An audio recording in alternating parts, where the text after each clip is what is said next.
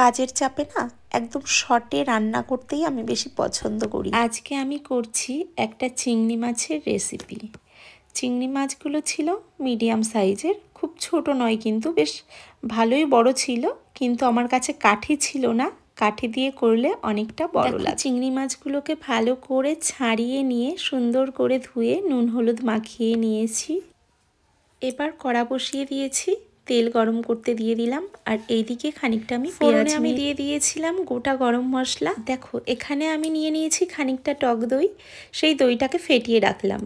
এবার পেঁয়াজটা একটু ভাজা ভাজা হয়ে গেলে আমি চিংড়ি মাছগুলোকে ওই তেলের মধ্যেই দিয়ে দিলাম, একটু যাতে ভাজা হয়। চিংড়ি মাছের মধ্যে পোস্ত বাটা বা চার মগজ বাটা এই সমস্ত জিনিসগুলো দিলেও টেস্টি হতো।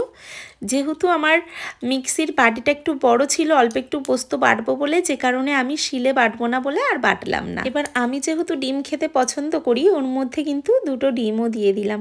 এবার দেখো টক দইটা দেওয়ার পরে একটু জল বেরিয়েছে, তার উপরে আমি একটু কাজু কিশমিশ দিয়ে দিলাম। এবার আমি যেটা করলাম, দুটো লঙ্কা চিড়েও তার মধ্যে দিয়ে দিই। দেখো এদিকে নিয়ে নিয়েছি সানরাইজের মাস্টার্ড পাউডার, তো সেটাকে একটু জলে ভালো করে ভিজিয়ে নিলাম। সেই জলটা আমি ওর ওপর দিয়ে দেবো। দেওয়ার পরে খানিকক্ষণ নাড়াচাড়া করলেই মোটামুটি রেডি হয়ে যাবে আমার এই চিংড়ি মাছের রেসিপি। দেখো কোনো রকম মশলা আমাকে বাটতেও হলো না, খাটুনিও করতে হলো না, কিন্তু খেতে অসাধারণ টেস্টি হয়। দেখো দেখতে ঠিক এরকম হয়েছে। আমি অনেক দিন হয়ে গেল কোনো ভিডিও দিতে পারিনি সেভাবে ভয়েস দিয়ে, তো অনেক দিন পরেই আমি ভিডিও দিচ্ছি। তো প্রত্যেকে তোমরা ভালো থেকো, সুস্থ থেকো। দেখা হবে তোমাদের সাথে আবার পরে আবার কোনো ভিডিও নিয়ে।